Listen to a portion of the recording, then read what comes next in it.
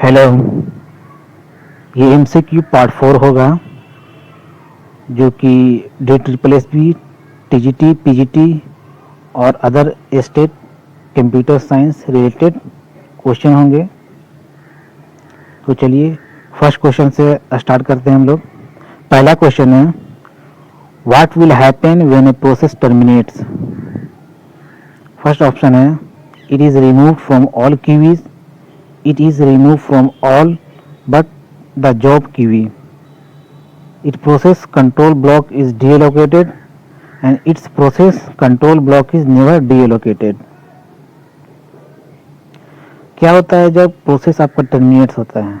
तो जब प्रोसेस आपका जब टर्मिनेट हो जाता है, मतलब ख़त्म हो जाता है, तो ये रिमूव ऑल क्यूवीज, जितने भी क्यूवी होते हैं वो सब रिमूव हो जाते हैं ऑटोमेटिकली। तो फर्स्ट का ए ऑप्शन आपका करेक्ट हो जाएगा। नेक्स्ट क्वेश्चन है, what is short term scheduler. Short term scheduler क्या है? It selects which process has to be brought into the ready queue. B है, it selects which process has to be executed next and allocated CPU. C है, it selects which process to remove from memory by swapping.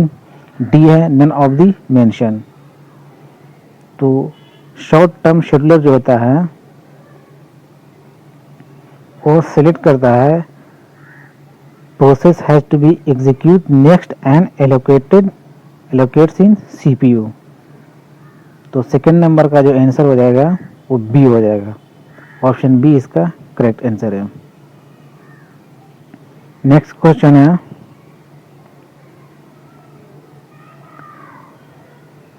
Round robin scheduling falls under the category of. Round robin scheduling जो है वो किस category के अंदर आता है? Non preemptive scheduling, preemptive scheduling, all of the mention and none of the mention. तो third का जो करेक्ट आंसर है वो बी हो जाएगा। Round robin scheduling falls under the category of preemptive scheduling. Next question है, सीमाफोर्स।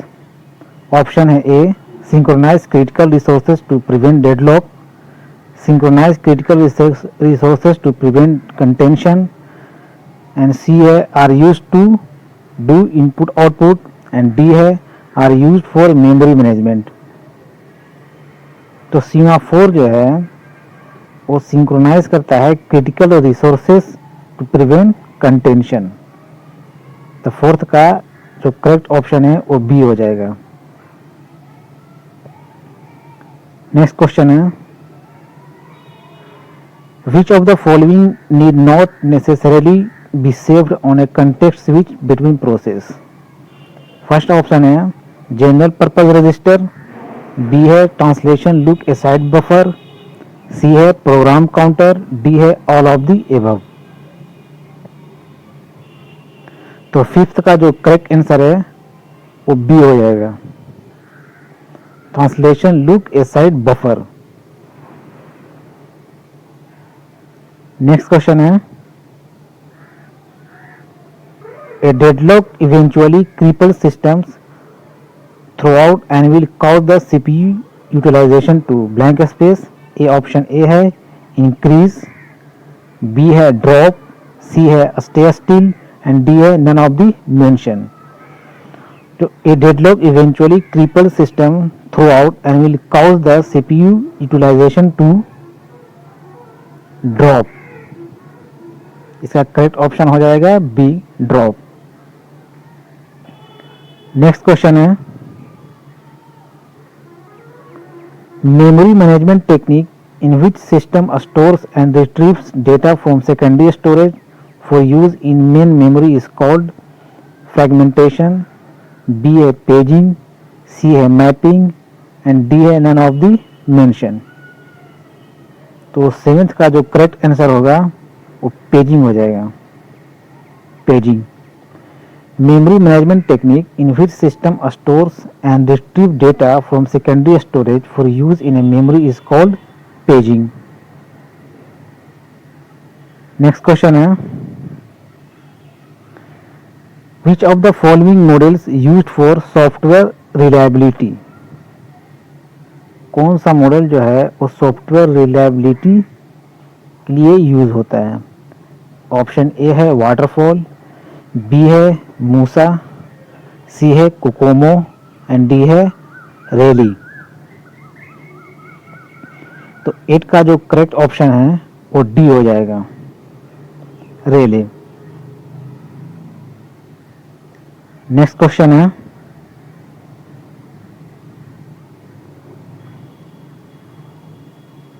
डिक्स्ट्रा algorithm is use for.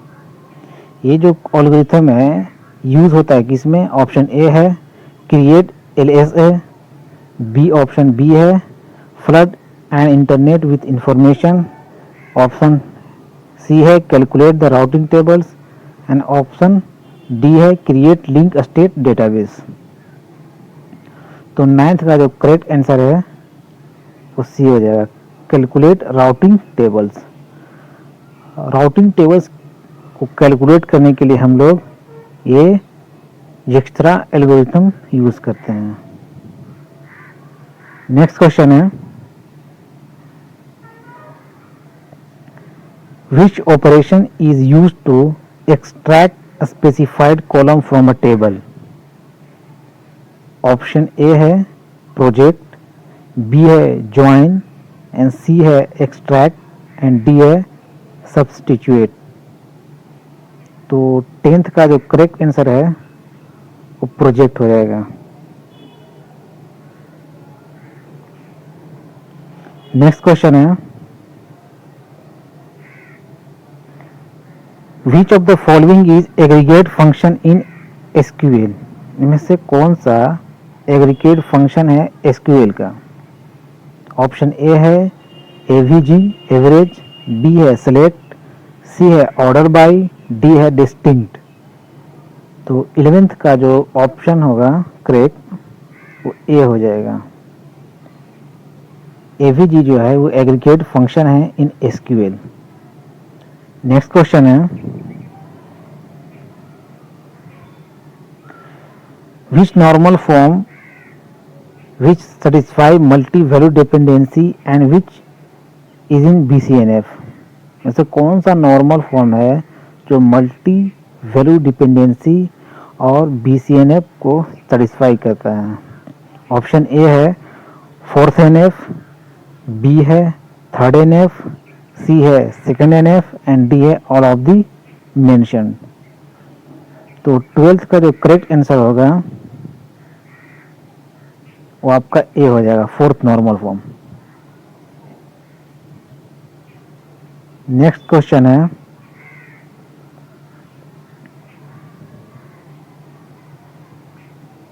which option of RM command is used to remove a directory with all its subdirectory। 11th का question है कि RM command से कौन सा वो directory है जिसमें से आप सब डायरेक्टरी को भी रिमूव कर सकते हैं। कौन सा कमांड है RM के बाद।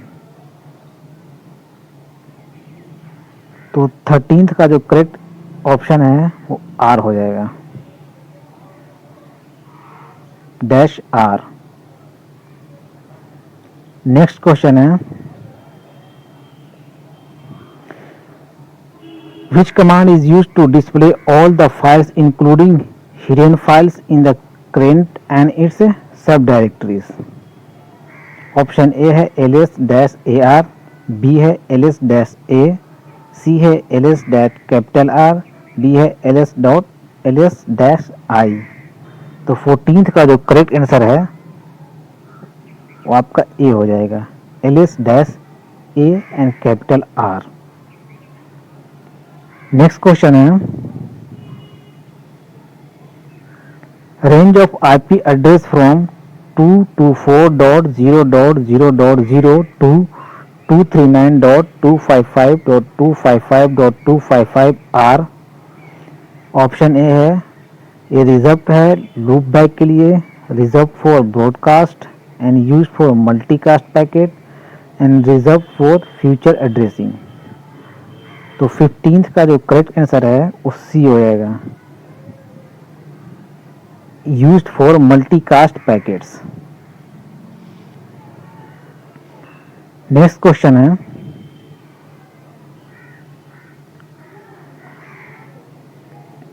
IEEE 802.11 is a standard for option A है इथरनेट, बी है ब्लूटूथ, सी है ब्रॉडबैंड वायरलेस एंड डी है वायरलेस लैन। तो 16th का जो करेक्ट आंसर है वो डी हो जाएगा, wireless LAN. IEEE 802.11 is a standard for wireless LAN. Next question है, which address is used to identify a process on a host by the transport layer? Option A है physical address, B है logical address, सी है port address and D है specific address. तो 17th का जो correct answer है वो C हो जाएगा, पोर्ट एड्रेस। नेक्स्ट क्वेश्चन है, the data link layer takes the packets from blank space and encapsulates them into frame for transmission. Option A है नेटवर्क लेयर, बी है फिजिकल लेयर, सी है transport layer and D है application layer. तो data link layer पे packets आपका network layer से लिया जाता है, ये चीज़ याद रखिए। पैकेट्स का जो फॉर्मेट होता है वो हमेशा नेटवर्क लेयर से ही आता है। तो करेक्ट ऑप्शन है इसका A, network layer. Next question है, typically the TCP port used by SMTP is, A है 25, बी है 35, सी है 50 एंड डी है 15। SMTP कौन सा पोर्ट यूज करता है? तो SMTP पोर्ट नंबर 25 यूज करता है। ऑप्शन ए इसका करेक्ट आंसर है। नेक्स्ट क्वेश्चन है, the domain name system is maintain by, domain name system है वो मेंटेन बाय किसके द्वारा होता है? ऑप्शन ए है डिस्ट्रीब्यूटेड डेटाबेस सिस्टम, बी है ए सिंगल सर्वर, सी है a single computer and D है नन ऑफ द मेंशन्ड। तो 20 का जो करेक्ट ऑप्शन है ए हो जाएगा, distributed database system. Next question है,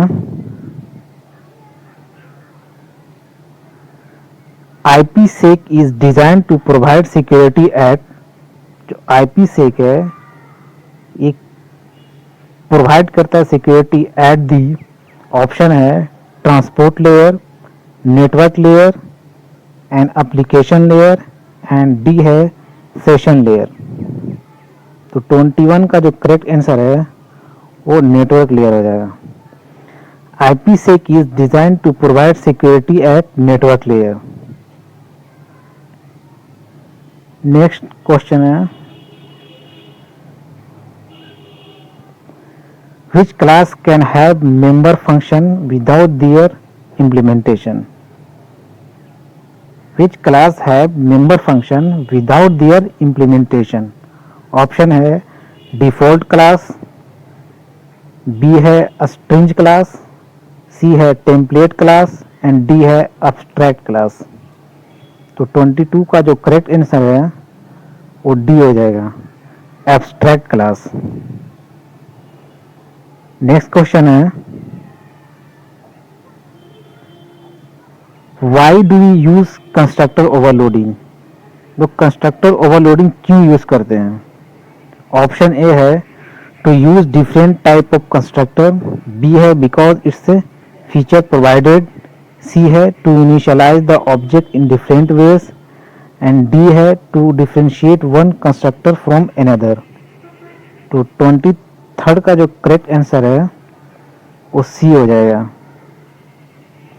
to initialize the object in different veg.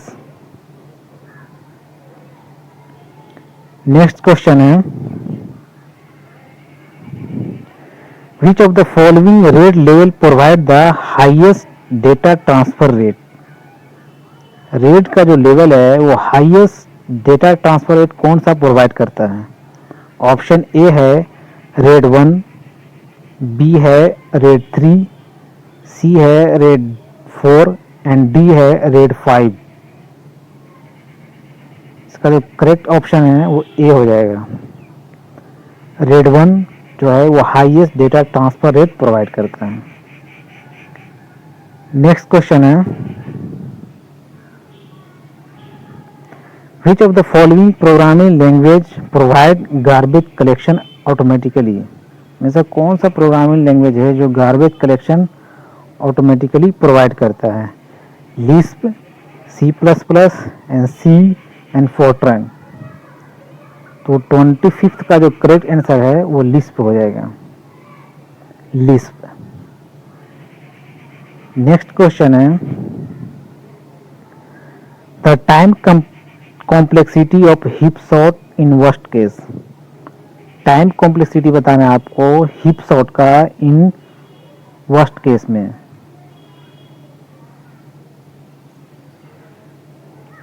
Option है big O of log n, B है big O of n, C है big O of n log n and D है big O of n square. तो 26 का जो correct answer है वो ये हो जाएगा आपका C, big O of n log n। Next question है, which of the following is not a compound assignment operator. इनमें से कौन सा कंपाउंड असाइनमेंट ऑपरेटर नहीं है? ऑप्शन ए है डिवीजन इक्वल टू, बी है प्लस इक्वल टू, सी है module division equal to and D है इक्वल टू।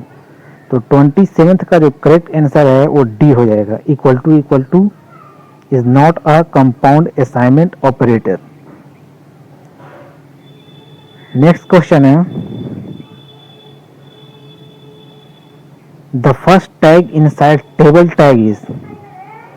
HTML के अंदर जो टेबल टैग होता है वो फर्स्ट टैग क्या होता है उसके अंदर? ए है हेड, बी है कैप्शन, सी है TH एंड डी है TD। तो 28 का जो करेक्ट आंसर है वो कैप्शन हो जाएगा, बी। नेक्स्ट क्वेश्चन है, what is the correct HTML for creating a hyperlink. HTML में हाइपरलिंक क्रिएट करने का क्या है? आप ये ऑप्शन है आपके, एक होता है ए, ऐसे भी लिंक क्रिएट कर सकते हैं। एक होता है ए एंड नेम स्पेसिफाई करता है एंड .com। एक ऑप्शन है ए और URL टाइप एंड greek.com। एक होता है ए href एंड greek.com। तो 29th का जो करेक्ट आंसर है वो डी हो जाएगा। डी जो है वो करेक्ट फॉर्मेट है हाइपरलिंक क्रिएट करने का इन HTML में। लास्ट क्वेश्चन है, catching type supported by ASP.NET। ASP.NET में से कौन सा कैचिंग टाइप सपोर्ट करता है? ए है आउटपुट कैचिंग, बी है डेटा कैचिंग एंड सी है ANB एंड डी है नन ऑफ द एबव। तो 30 का जो ऑप्शन है ANB हो जाएगा। Caching type supported by ASP.NET is ANBC, output caching and data caching. ये सेशन का ये लास्ट क्वेश्चन था। आपको सेशन कैसा लगा इस पर आप कमेंट कीजिए एंड शेयर एंड सब्सक्राइब कीजिए एंड थैंक्स फॉर वॉचिंग।